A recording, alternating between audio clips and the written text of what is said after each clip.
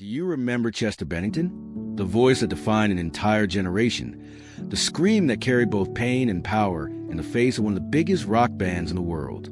But behind the stage lights and global fame was a man haunted by childhood trauma, addiction, and a darkness he could never fully escape. And even more shocking, the truth behind his final days is far more complex than the world ever believed. How could someone who saved millions with his music be unable to save himself? Rare photos, unseen moments, and untold truths will be revealed in this video. Stay until the end to understand why Chester Bennington remains one of the most heartbreaking legends of our time. Long before Chester Bennington stood on the world's biggest stages, before millions screamed his lyrics back at him, before his voice became the soundtrack of an entire generation's pain, he was just a quiet, fragile boy growing up in Phoenix, Arizona, carrying wounds no child should ever bear. From the outside, Chester's childhood looked ordinary. His father was a respected police detective specializing in child abuse cases. His mother was a nurse, gentle but overwhelmed. But inside the walls of their home, Chester felt invisible, lonely, misunderstood. A boy trying to make sense of a world that felt far too heavy. Everything changed when he was 7. In interviews years later, Chester revealed the secret he hid for most of his life. He was sexually abused for years by an older male friend. He didn't know how to speak up, didn't know who would believe him, didn't know how to carry a pain that big. Fear kept him silent. Shame kept him isolated. Confusion twisted the world into something dark and unsafe. He described the experience as being trapped inside a nightmare you can't wake up from. And the trauma became the foundation of every battle he would fight as an adult. When Chester was 11, his parents divorced, another fracture in a childhood already splitting apart. His mother gained custody, and Chester suddenly found himself emotionally adrift, separated from the father he admired but rarely understood. The divorce magnified his feelings of abandonment. He felt unwanted, misplaced, disconnected from the people around him. He began drawing, writing, escaping into fantasy worlds. Art became his refuge, the one place where his pain made sense. By the time he entered adolescence, the trauma had carved deep scars.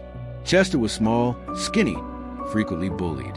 Kids mocked his voice, his size, his quiet nature. He often walked home alone, crying, unsure why life seemed harder for him than for everyone else. And like many children in pain, he searched for something, anything, to numb the ache. At age 11, he tried drugs for the first time. By 13, he was drinking heavily. By 14, he was experimenting with cocaine, methamphetamine, and LSD. These were not the choices of a rebellious teenager. These were the survival mechanisms of a broken boy.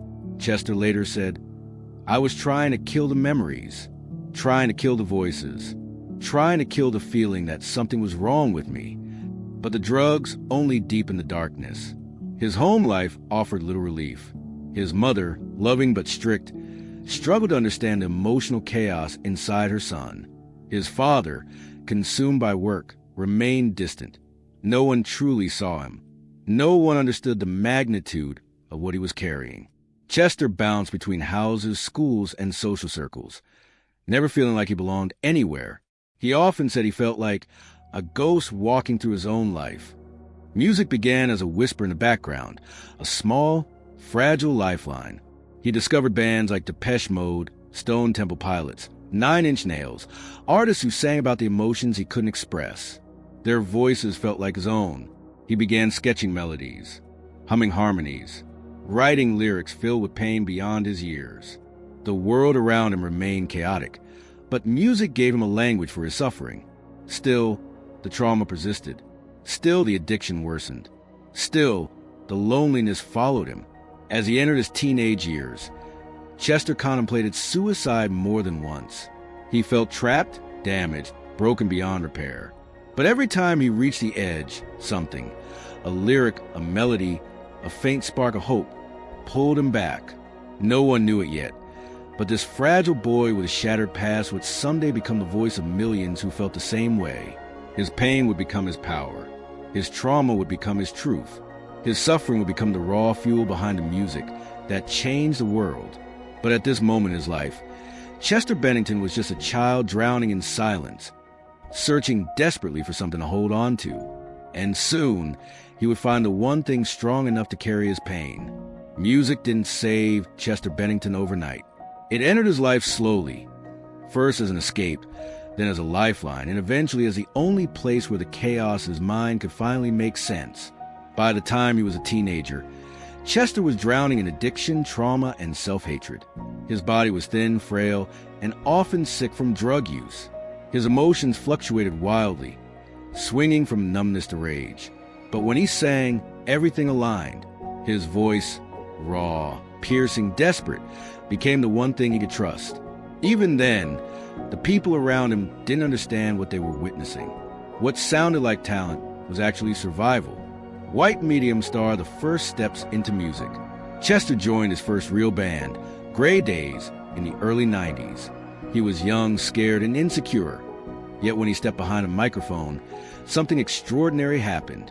His voice carried a pain that didn't sound performed. It sounded lived. Gray Days gave Chester his first taste of belonging.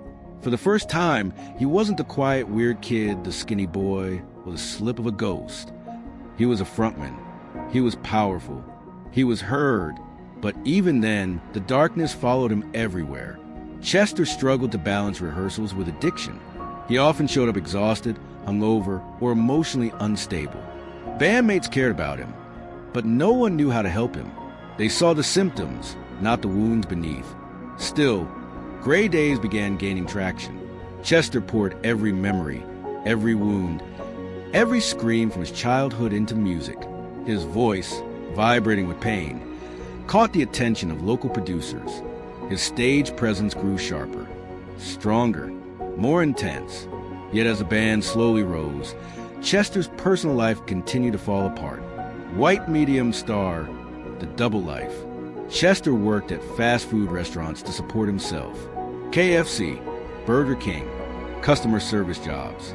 He wore uniforms by day and bled emotions into a microphone at night. The juxtaposition was brutal. He once said, "I was flipping burgers while trying to survive my own mind." His addiction worsened. He cycled through cocaine, meth, acid, alcohol, anything to quiet the noise inside him. Friends begged him to stop. He promised he would. But trauma had its claws deep in him. In his darkest nights, Chester slept on couches, floors, sometimes in unsafe neighborhoods. His body weakened. His spirit dimmed. He had moments where he swore he couldn't take another day. But the music kept pulling him back, and it would eventually pull him toward destiny. White Medium star Gray Days falls apart. Despite gaining a loyal fan base, internal tensions rose. Miscommunication, creative disagreements, emotional volatility, particularly from Chester's unpredictable mental state. Eventually, the band split.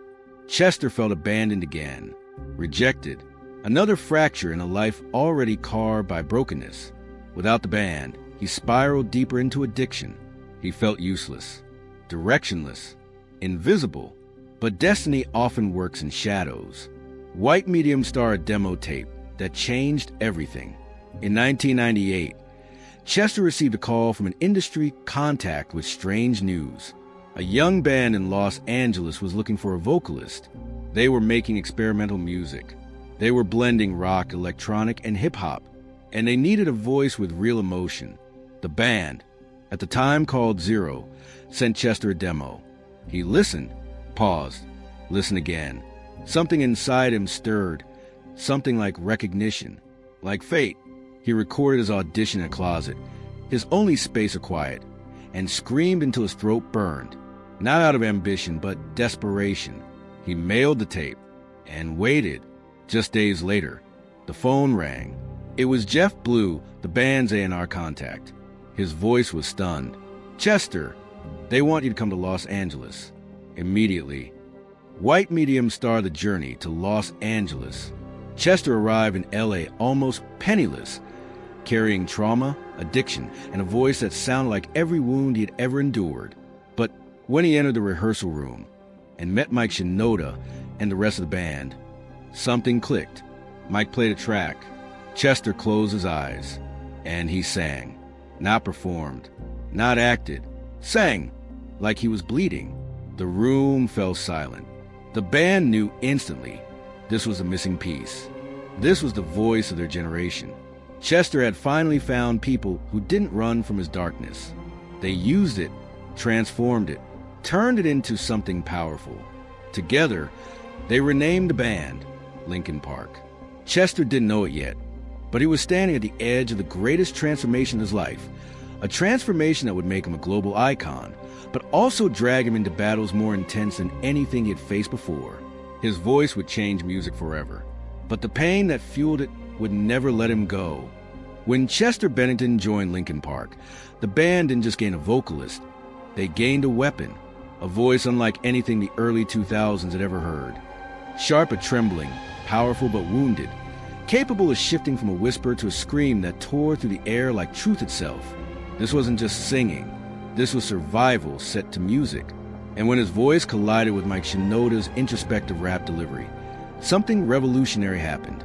It was the beginning of a sound that didn't fit into any category, because it wasn't made to, it wasn't manufactured, it wasn't designed for radio. It was born from pain, a hybrid of two wounded souls trying to turn their trauma into something meaningful. White Medium starred the creation of Hybrid Theory in 1999-2000.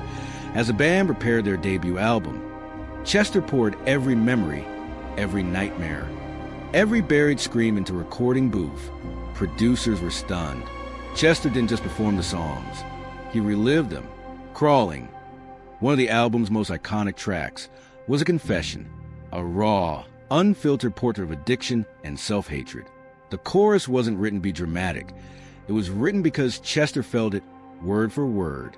He later explained, "It's about feeling like you're losing control of yourself, about the fear that lives inside you." In the end, was born from Mike's existential frustration, but became Chester's emotional masterpiece.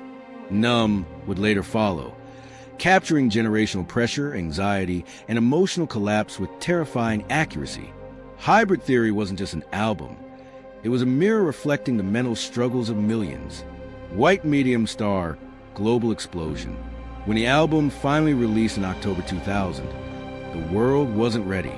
Hybrid Theory became the best-selling debut album of the 21st century. Everywhere Chester went, crowds gathered. Linkin Park dominated radio, MTV, award shows, arenas.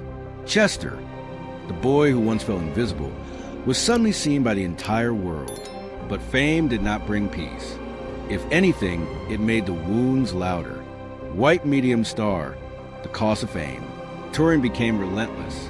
Interviews, photo shoots, concerts, rehearsals, city after city, plane after plane, night after night. Fans saw the powerful frontman, the screams, the stage dives, the energy that shook stadiums. But behind the curtains, Chester was struggling. Panic attacks before shows, insomnia throughout tours, drinking heavily to quiet the voices, breakdowns in hotel rooms, emotional collapse between performances. He once said, "I go from performing in front of 20,000 people to crying alone in my room." The trauma that fueled his voice also tormented him. Linkin Park's success was skyrocketing. Meteora, Minutes to Midnight, 1,000 Suns, but Chester was deteriorating quietly. Depression wrapped around him like a shadow he couldn't escape. White Medium starred the duality of a legend. On stage, Chester looked untouchable. Off stage, he looked fragile. Fans saw an icon. Friends saw a man fighting ghosts. He felt responsible for everyone, the band, the fans, his family, but had no idea how to save himself. Some nights, he drank so much that he worried he wouldn't wake up. Other nights, he tried to stay clean, only to find the memories rushing back with unbearable intensity. He once confessed, "My whole life, I felt like I was balancing on an edge. The music kept me from falling." But even music wasn't enough to silence the storm. White Medium starred the pressure to be a symbol. Linkin Park wasn't just popular, they became a cultural phenomenon. Their lyrics were quoted by teenagers coping with self-harm, depression, trauma, loneliness. Chester felt that weight deeply. Fans would cry and thank him, "You saved my life. Your songs pulled me out of darkness." But Chester didn't feel like a savior. He felt like a hypocrite because he couldn't save himself. He told one interviewer, "People think I'm strong because of the way I sing. But the truth is, I'm broken. I always have been."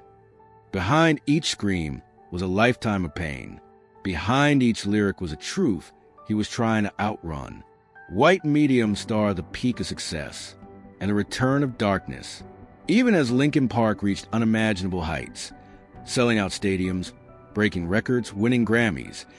Chester's addictions resurfaced. Alcohol, drugs, self-loathing, old memories, new fears. The cycle returned. He checked into rehab, got clean, fell again, got up again. He lived in a constant tug-of-war between a man the world loved and the boy inside still crying for help. Chester once whispered to a friend, "I don't know how much longer I can pretend to be okay." But he didn't stop performing, didn't stop singing, didn't stop giving everything he had, because music was the only thing holding him together. He was a legend rising, but also a man breaking.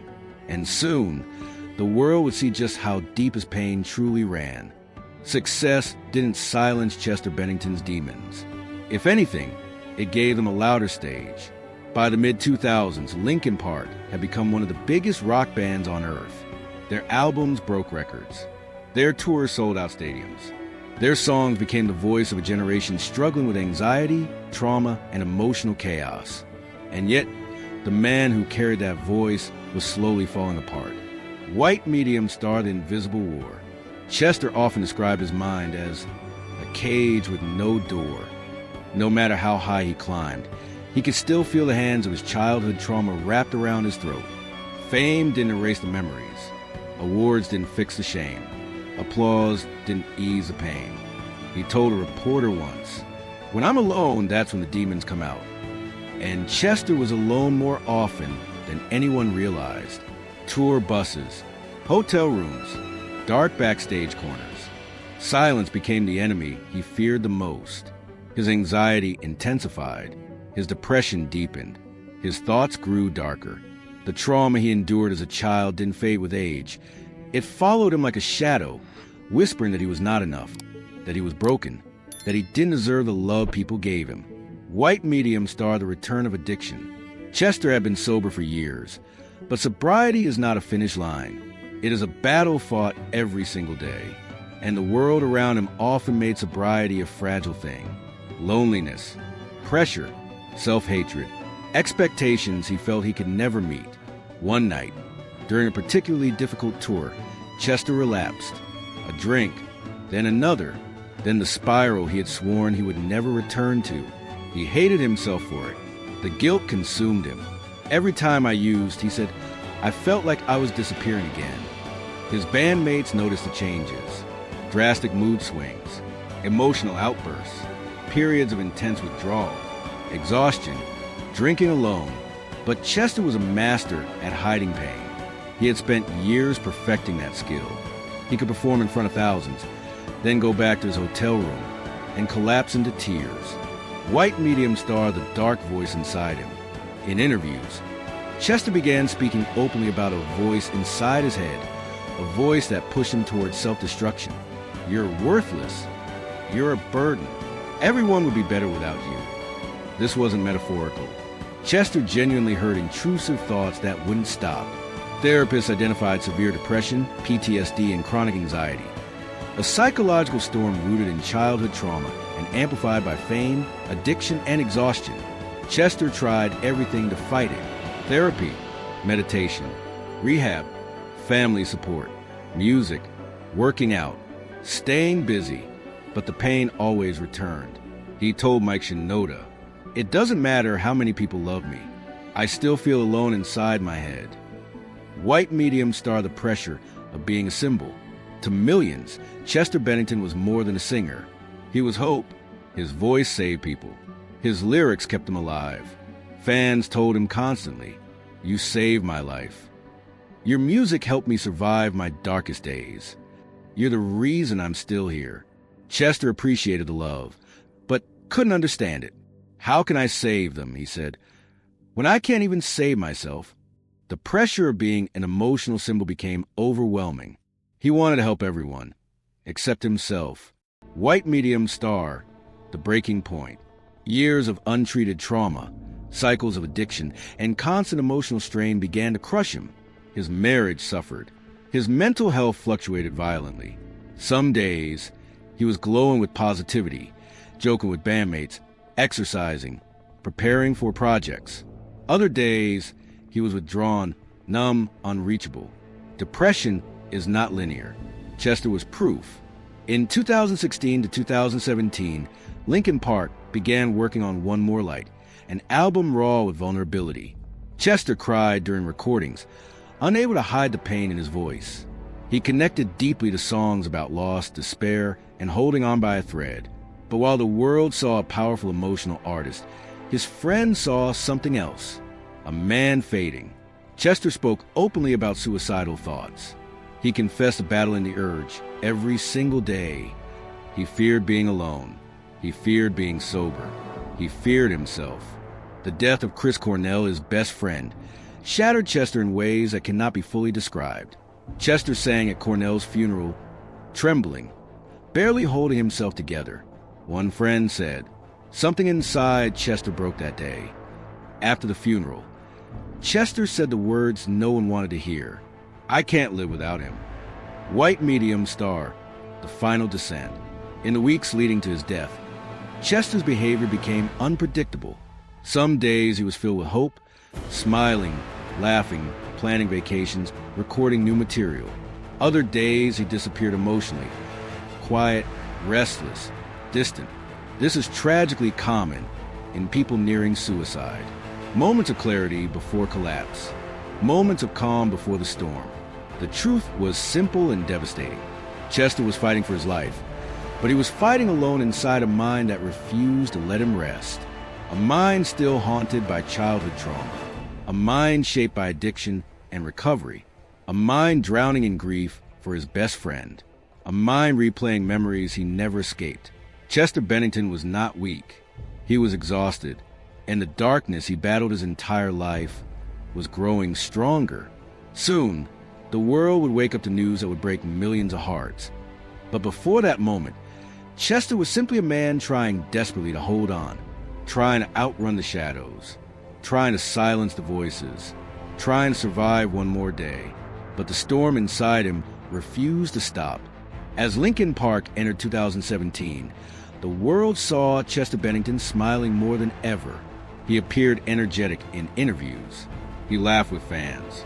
He showed up to rehearsals with a spark people hadn't seen in years. But what the world didn't know, what even those closest to him struggled to recognize, was that Chester's mind was unraveling beneath the surface. Depression is a master disguise, and Chester, after decades of surviving trauma, had become an expert at hiding pain. White medium star, the weight of grief. On May 18, 2017, Chris Cornell, Chester's best friend, musical idol, and emotional anchor, died by suicide. The news shattered Chester completely. Chris had been one of the few people who truly understood his darkness. They shared a bond rooted in pain, honesty, and survival. They fought similar battles. They sang about similar wounds. They carried similar childhood scars.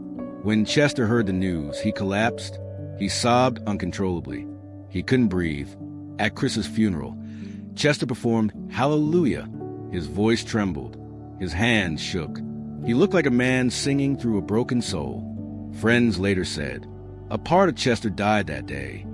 He wrote letters to Chris afterward, letters of longing, sorrow, and guilt. Chester believed he should have seen the signs, should have protected him, should have done something. But in truth, Chester wasn't just mourning Chris. He was mourning the version of himself he had fought to keep alive. White medium star, the false hope. In the weeks following Chris's death, Chester's behavior became a haunting paradox. Some days, he was full of light, laughing with his children, swimming in the pool, cooking for friends, making plans for the future. Bandmates said he seemed the happiest he had been in months. But that kind of happiness can be misleading. Psychologists call it the calm before suicide, a brief lift in mood when a person has already made a final decision. It can look like peace, but it's resignation. Chester hid his darkness well. Too well. He told friends he felt hopeful. He began writing again. He exercised. He played with his kids. People around him thought he was healing. He wasn't. He was preparing. White medium star.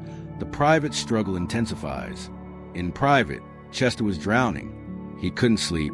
He had recurring nightmares. He experienced intense episodes of derealization. His PTSD resurfaced violently. Addiction cravings surged. Grief for Chris consumed him. He told a friend, "I feel like I'm losing the battle. I don't want to, but I'm tired." In one of his final interviews, Chester said, "My whole life, I've battled depression and addiction. Some days I feel like I'm worthless, like I shouldn't be here." He wasn't exaggerating. He wasn't being poetic. He was speaking the truth, a truth no one knew how to save him from. White medium star, The Last 48 Hours. July 18th to 19th, 2017. Chester recorded episodes of Carpool Karaoke with Linkin Park and looked genuinely happy, laughing, joking, singing. Fans watching the footage today see a man full of life. But people close to Chester knew his mood swings were unpredictable. Happiness could turn to despair within minutes. That night, Chester had dinner with his family. He kissed his wife, tucked his kids into bed, watched TV, talked about weekend plans. He didn't seem distant. He didn't act withdrawn. He looked at peace. But sometimes peace is the most dangerous sign of all. White medium star, July 20th, 2017. The final morning. Early morning sunlight filled Chester's home in Palos Verdes. The house was quiet. Sometime between midnight and dawn, Chester walked alone to the hallway, past the family photos, past the guitars on the wall, past a fragment of a life full of love and pain. There were no witnesses, no messages, no warning. The man whose voice had saved millions couldn't save himself. At 9 a.m., a housekeeper found him. The news broke within hours, and the world stopped. White medium star, the shattering of millions. When fans learned what happened, grief erupted globally. Vigils outside Chester's home. Cheerful crowds singing Numb and One More Light. Tributes from every corner of the music world. Worldwide hashtags. Strangers comforting strangers who grew up on his music. Mike Shinoda's voice cracked when he confirmed the news. Band members collapsed in shock. Millions cried in bedrooms, cars, school hallways. Anywhere his music had once been a lifeline. This wasn't just a celebrity death. It was a loss of a voice that had carried an entire generation through their darkest nights.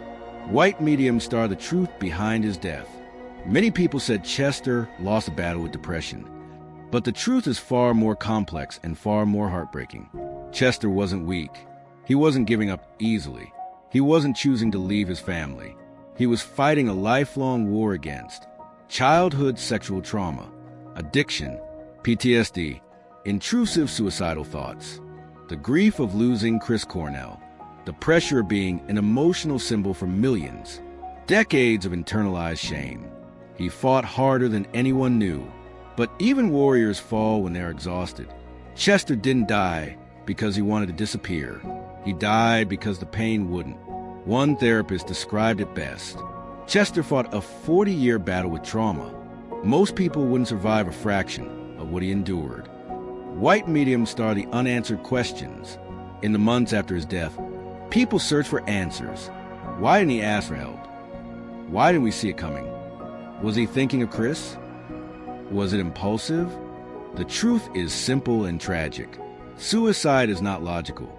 It is emotional. It is chemical. It is psychological. And in Chester's case, it was a final act of a lifetime spent in pain. White medium star, the moment the world woke up. Chester's death forced millions to confront a difficult truth. Even the strongest voices can break. Even the loudest screams can go unheard. Even the people who save us need saving themselves. His story shattered the myth of the strong artist. It exposed the depth of trauma. It revealed the hidden cost of fame. And it reminded the world that mental health battles do not care about talent, success, love, or legacy. Chester Bennington didn't lose his fight. He fought until the end. But no one can fight forever, not alone.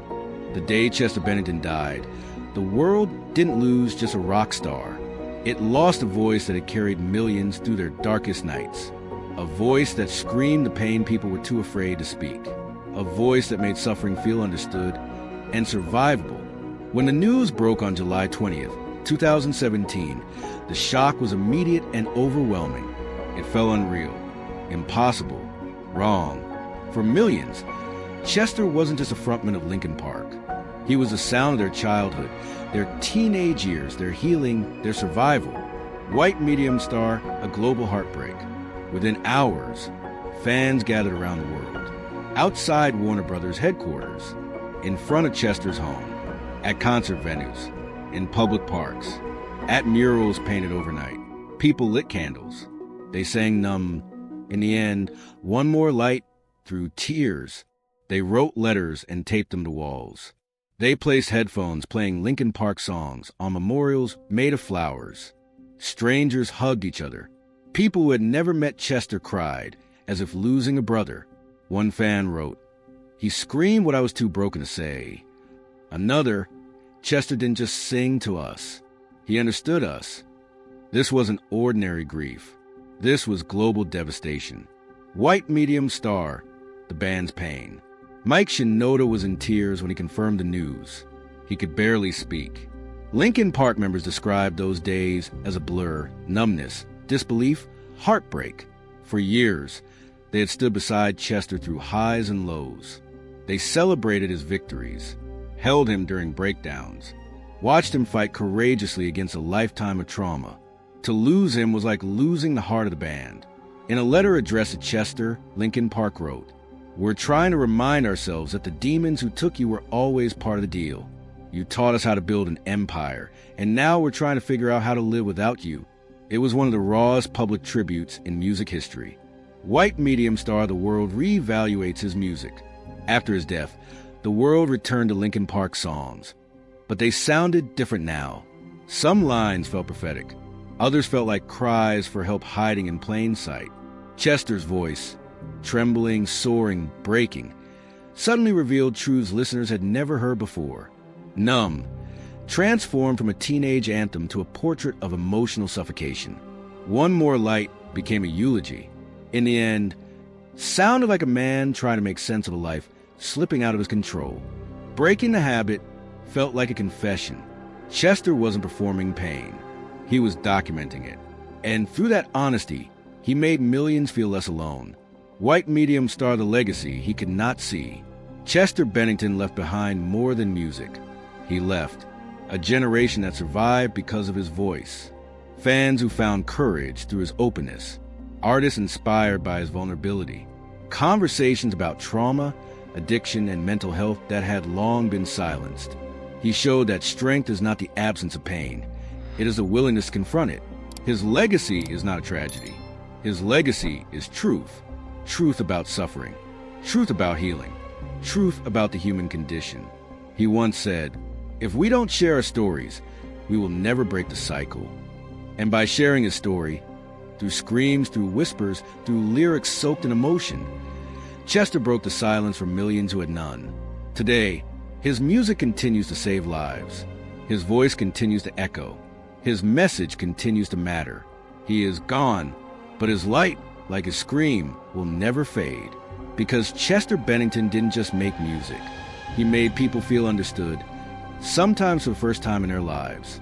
When the world remembers Chester Bennington, it remembers the voice first. The scream that cracked open the silence. The whisper that carried a lifetime of hurt. The tone that made millions feel understood. But behind every note was a man who fought harder than anyone will ever know. A man whose heart was as fragile as it was fierce. Chester's story was never just about fame or music or tragedy. It was about survival. It was about a boy who endured the unendurable, grew into a man who gave everything he had, and carried a weight so heavy it should never have been as alone. He sang because he needed to.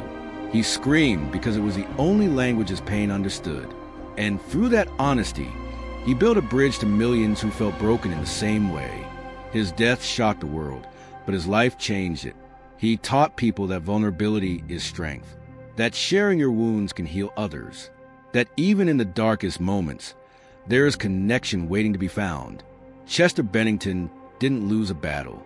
He fought one every day, with courage most people will never comprehend. And though his story ended too soon, the echo of his voice remains.